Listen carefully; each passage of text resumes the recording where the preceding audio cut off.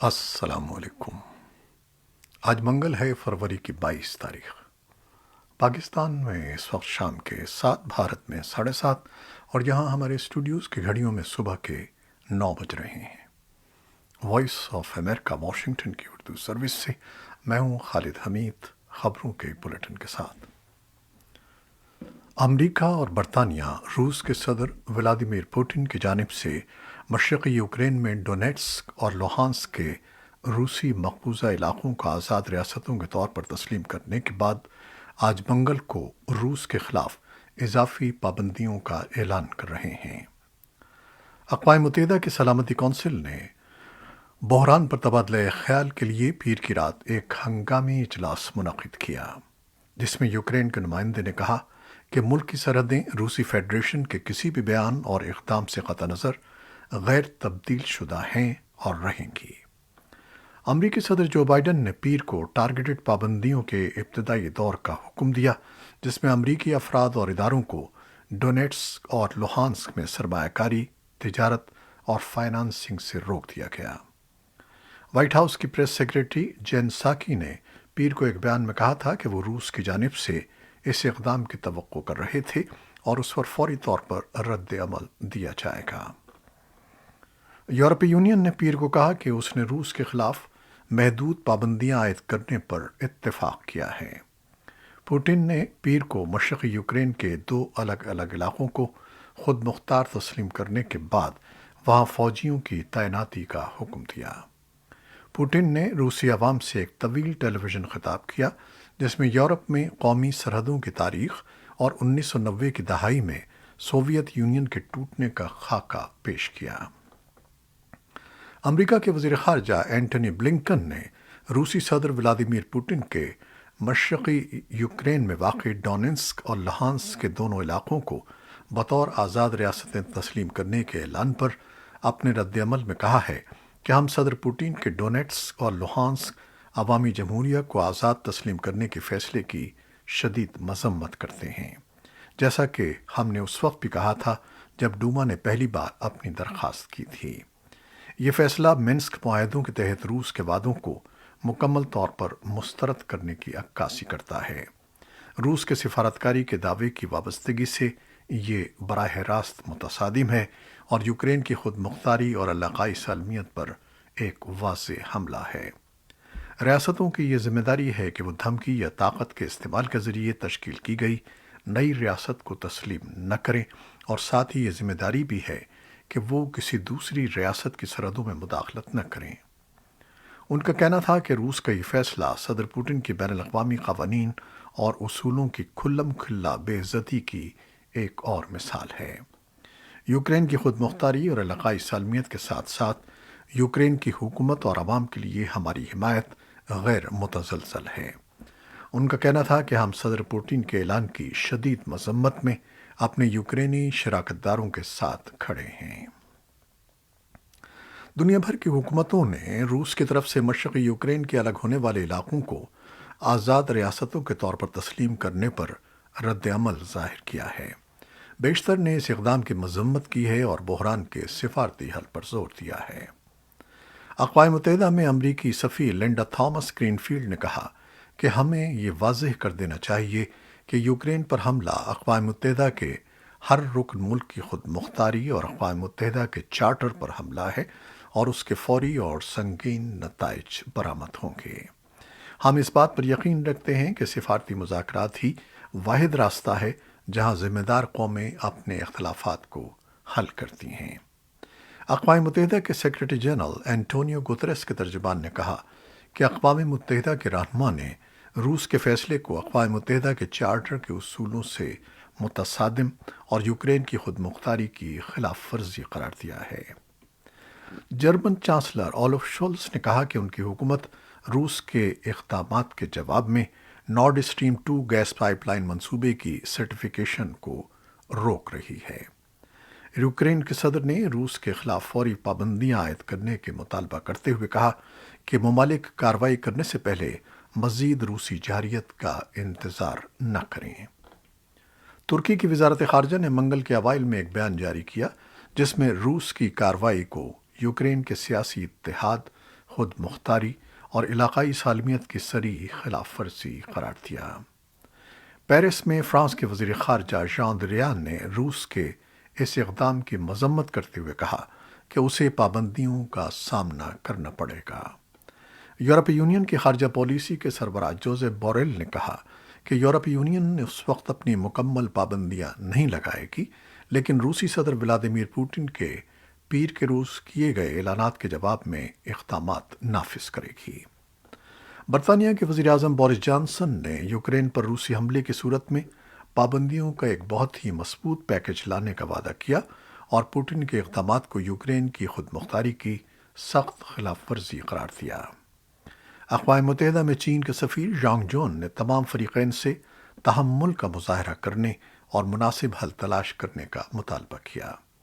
ایران کی وزارت خارجہ نے خطے کی صورتحال کو پیچیدہ بنانے کے لیے نیٹو اور خاص طور پر امریکہ کی مداخلتوں اور اشتعال انگیز اقدامات کو مورد الزام ٹھہراتے ہوئے تحمل سے کام لینے پر زور دیا۔ نیٹو کے سیکرٹری جنرل یانس اسٹالٹنبرگ نے کہا کہ روس علیحدگی پسندوں کو مالی اور فوجی مدد فراہم کر کے مشرقی یوکرین میں تنازع کو ہوا دے رہا ہے اور ایک بار پھر یوکرین پر حملہ کرنے کا بہانہ بنانے کی کوشش کر رہا ہے۔ جاپانی وزیر اعظم فومیو کیشیدا نے روس کے اقدامات کو ناقابل قبول قرار دیا اور کہا کہ جاپان اس پیش رفت کو شدید تشویش کے ساتھ دیکھ رہا ہے۔ شام اپنے ہی تنازع کے دوران روسی فوجی مدد پر انحصار کرتا رہا ہے اور اس کے وزیر خارجہ فیصل مقداد کے حوالے سے سرکاری ٹیلی ویژن پر بتایا گیا ہے کہ شام روس کے فیصلے کی حمایت کرتا ہے اور ان کے ساتھ تعاون کرے گا۔ یونان کی وزارت خارجہ نے کہا کہ روس کا یہ اقدام بین الاقوامی قانون کے بنیادی اصولوں، یوکرین کی علاقائی سالمیت اور منسک معاہدوں کی صریح خلاف ورزی ہے۔ جرمنی کی وزیر خارجہ اینالینا باربوک نے کہا کہ روس عالمی برادری سے کیے گئے اپنے تمام وعدوں کو توڑ رہا ہے۔ جنوبی کوریا کی وزارت خارجہ نے روس یوکرین کی سرحد پر کشیدگی میں اضافے پر سنگین تشویش کا اظہار کیا اور یوکرین کی خود مختاری اور علاقائی تحفظ کی حمایت کا اظہار کیا۔ یوکرین میں پاکستان کے سفیر نے یوکرینی نائب وزیر خارجہ سے دارالحکومت کیف میں ملاقات کی۔ یوکرینی نائب وزیر خارجہ نے اس ملاقات کے حوالے سے اپنی ٹویٹ میں لکھا کہ پاکستانی سفیر نے یوکرین کی خود مختاری اور علاقائی سالمیت کی حمایت کا اظہار کیا ہے، جس پر ہم ان کے شکر گزار ہیں۔ پاکستان کے سفیر کی جانب سے یوکرین کے نائب وزیر خارجہ سے ملاقات ایسے وقت میں ہوئی ہے جب رواں ہفتے ہی وزیر اعظم عمران خان سرکاری دورے پر ماسکو جا رہے ہیں۔ یوکرین اور روس کے ساتھ بڑھتے ہوئے تناؤ کے دوران وزیر اعظم عمران خان کے دورہ روس کو اہمیت کی نگاہ سے دیکھا جا رہا ہے اور اس دورے سے قبل پاکستان کے سفیر کی یوکرینی نائب وزیر خارجہ سے ملاقات کو معنی خیز قرار دیا جا رہا ہے۔ اسلام آباد میں یوکرینی سفیر کہتے ہیں کہ ہم توقع کرتے ہیں کہ پاکستان اپنے حالیہ دورہ ماسکو کے دوران روس پر زور دے گا کہ محاذ آرائی کے بجائے باہمی تعلقات کو بہتر کرنے پر توجہ دے۔ وزیر اعظم عمران خان نے گزشتہ روز دورہ روس کی تیاریوں سے متعلق اجلاس میں گفتگو کرتے ہوئے کہا کہ اس دورے کا مقصد باہمی مفادات بالخصوص معیشت پر ماسکو سے روابط بڑھانا ہے۔ انہوں نے واضح کیا کہ پاکستان کسی کیمپ کی سیاست پر یقین نہیں رکھتا اور یہ کہ انہیں دورہ روس کی دعوت یوکرین تنازع سے پہلے دی گئی تھی۔ انہوں نے کہا کہ دنیا ایک اور سر جنگ کی متحمل نہیں ہے اور یہ دورہ عالمی طاقتوں کے ساتھ باہمی مفادات پر مبنی تعلقات قائم کرنے کی پاکستان کی خارجہ پالیسی کا عکاس ہے۔ یوکرین نے پیر کے روز کہا کہ اس کی سرحد پر روسی افواج کے حملے کے بارے میں امریکی انتباہ کے تناظر میں تقریباً 10 ایئر لائنز نے وہاں پروازیں روک دی تھیں، لیکن زور دیتے ہوئے کہا کہ اس کی فضائی گزرگاہیں کھلی ہیں اور اس مشرقی یورپی ملک کے لیے پروازیں محفوظ ہیں۔ برکینا فاسو کے قومی نشریاتی ادارے کا کہنا ہے کہ جنوب مغرب میں سونے کی کان کنی کے مقام پر ہونے والے دھماکے میں کم سے کم 59 افراد ہلاک ہو گئے ہیں۔ آر ٹی پی نے پیر کو اطلاع دی کہ گومبل بورا گاؤں میں پیر کو ہونے والے دھماکے میں کم از کم 100 افراد زخمی بھی ہوئے۔ خیال کیا جاتا ہے کہ یہ دھماکہ کیمیکلز کی وجہ سے ہوا جو سونے کی کان میں استعمال کیا جاتا تھا اور اس جگہ پر ذخیرہ کیا گیا تھا۔ دھماکے کے وقت جائے وقوع پر موجود ایک فارسٹ رینجر نے ایسوسی ایٹڈ پریس کو بتایا کہ دھماکے کے بعد ہر طرف لاشیں موجود تھیں۔ سونے کی چھوٹی کانوں کی تعداد میں حالیہ برسوں میں بہت اضافہ ہوا ہے۔ شمالی اور جنوبی وزیرستان کے روایتی قبائلی جرگوں کے ذریعے سرحد پار افغانستان میں روپوش عسکریت پسندوں کے ساتھ مصالحت کے لیے مذاکرات کا سلسلہ جاری ہے۔ محسود قبائل کے رہنماؤں پر مشتمل جرگے کی تجویز پر حکومت نے 100 جنگجوؤں کو رہا کر دیا ہے، تاہم ان میں وہ 5 سرکردہ افراد شامل نہیں ہیں جن کی رہائی پر طالبان زیادہ زور دے رہے ہیں۔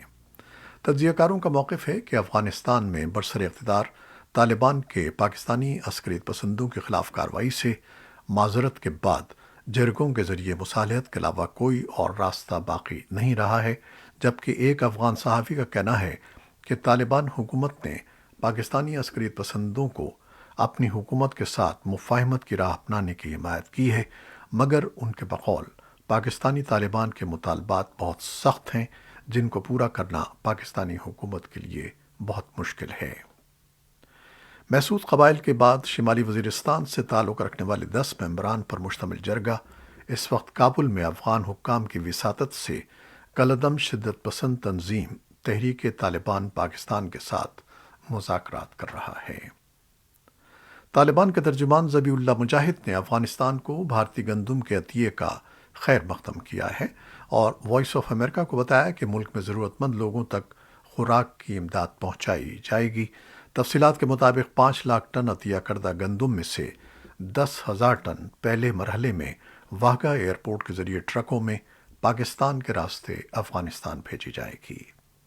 WFP اور بھارتی حکومت نے اس سلسلے میں 10 دن پہلے ایک معاہدے پر دستخط کیے تھے۔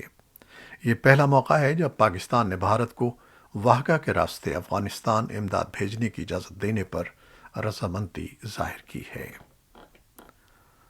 اسلام آباد کے پوش سیکٹر میں قتل ہونے والی نور مقدم قتل کیس کا ٹرائل مکمل ہو گیا ہے اور عدالت نے فیصلہ محفوظ کر لیا ہے۔ امکان ہے کہ کیس کا فیصلہ 24 فروری کو سنایا جائے گا۔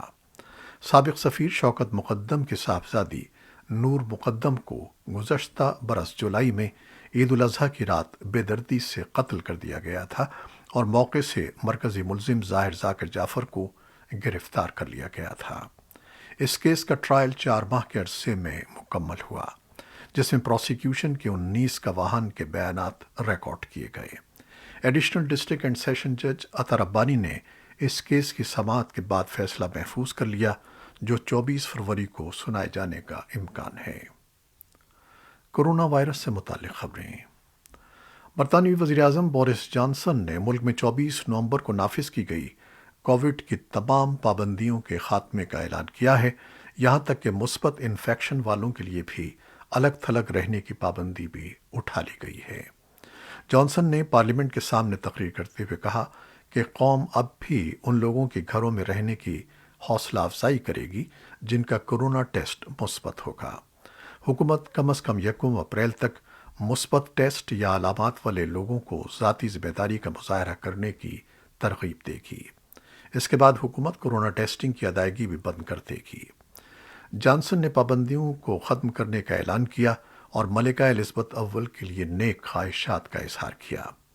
وزیراعظم نے کہا کہ ملکہ کا ٹیسٹ مثبت آنا اس بات کی یاد دہانی ہے کہ وبا ختم نہیں ہوئی ہے۔ سائنسدانوں اور کچھ اپوزیشن سیاستدانوں نے خبردار کیا ہے کہ تمام ٹیسٹنگ اور ٹریکنگ ختم کرنے سے بیماری کا پتہ لگانے اور انفیکشن کے کسی بھی نئے اضافے کے رد عمل کی صلاحیت کمزور ہو جائے گی۔ اردن کی حکومت کے ترجمان نے کہا ہے کہ وزیراعظم بشر الخصابنہ کا پیر کو مصر کے دورے کے دوران کووڈ-19 ٹیسٹ کا نتیجہ مثبت رہا ہے۔ ترجمان کا کہنا ہے کہ ان میں کوئی ظاہری علامات نہیں ہیں۔ وزیراعظم قاہرہ میں مصری حکام کے ساتھ تعاون کی بات چیت میں اپنے ملک کے وفد کی قیادت کر رہے ہیں۔ وہ جمعرات کو وہاں پہنچے تھے۔ اردن کی حکومت کے ترجمان نے کہا کہ الخصابنہ کی صدر عبد الفتاح السیسی سے ملاقات منسوخ کر دی گئی ہے اور عمان واپسی پر وزیراعظم قرنطینہ میں جائیں گے۔ شمالی برطانیہ، فرانس اور جرمنی کے کچھ حصوں میں اتوار اور پیر کو فرینکلن نامی طوفان نے تباہی مچا دی۔ ایک ہفتے سے بھی کم عرصے میں اس خطے میں یہ تیسرا بڑا طوفان ہے۔ شدید موسم کی بارشوں نے سڑکوں پر پانی جمع کر دیا، بجلی کی فراہمی منقطع ہو گئی اور کم از کم 14 افراد ہلاک ہو گئے ہیں۔ یہ تھیں وہ خبریں جو فیس بک لائیو پر ہم نے آپ کے لیے پیش کیں۔ ہماری ویب سائٹ، یوٹیوب اور پوڈ کاسٹ پر یہ بلیٹن پوسٹ کر دیا جاتا ہے۔ آپ ہمارے بلیٹن کو شیئر کرتے ہیں اور اپنی محبتوں کا اظہار اپنے کمنٹس میں کرتے ہیں اور دعائیں بھی دیتے ہیں۔ ہم اس سب کے لیے آپ کے بہت مشکور ہیں۔ اپنی ان محبتوں کو جاری رکھیے گا۔ خالد حمید اب اجازت چاہتا ہے۔ اللہ حافظ۔